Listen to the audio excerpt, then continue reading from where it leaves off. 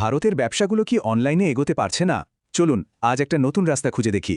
ছোট ব্যবসার জন্য অনলাইনে টিকে থাকা কিন্তু বেশ কঠিন। বড় বাজেটের সঙ্গে পাল্লা দেওয়া তো সহজ নয়। আসল চ্যালেঞ্জটা এখানেই। ছোট কিন্তু ভালো ব্যবসাগুলো তাহলে আসল গ্রাহক খুঁজে পাবে কিভাবে? digitalindians.org ঠিক এখানেই একটা নতুন পথের কথা বলছে। এটা এমন একটা প্ল্যাটফর্ম যা পয়সার চেয়ে বিশ্বাসকে বেশি গুরুত্ব দেয়। এর মূল লক্ষ্য হল ভারতের ব্যবসায়ী আর গ্রাহকদের জন্য একটা ভরসামন্দ ডিজিটাল ইকোসিস্টেম তৈরি করা। এখানে শুধু দরকারি লিডগুলোই আসে, ফলে ব্যবসার কনভার্সন রেটও স্বাভাবিকভাবেই বেড়ে যায়। কিন্তু প্রশ্ন হল, এটা কাজ করে কিভাবে?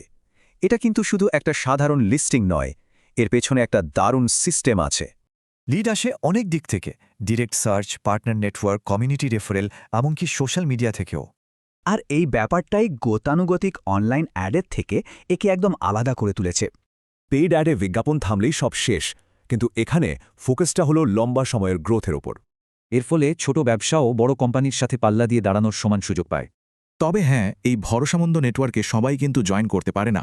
এখানে একটা কোয়ালিটি ফিল্টার আছে। ট্রাস্টেড প্রোভাইডার হতে গেলে এই শর্তগুলো অবশ্যই পূরণ করতে হবে, এতে স্বচ্ছতা বজায় থাকে। আসল কথা হল, এদের উদ্দেশ্য লিড বিক্রি করা নয়, বরং একটা বিশ্বস্ত সম্পর্ক তৈরি করা। এই নিয়মগুলোর জন্যই গ্রাহকরা সবসময় আসল আর নির্ভরযোগ্য সার্ভিস প্রোভাইডার খুঁজে পান। তাহলে একজন ছোট ব্যবসায়ী বা প্রফেশনালের জন্য শেষ পর্যন্ত লাভটা কি দাঁড়াচ্ছে? মানে পয়সা দিয়ে বিজ্ঞাপন নয়, বরং বিশ্বাস দিয়ে সঠিক গ্রাহকের কাছে পৌঁছানোই আসল লক্ষ্য।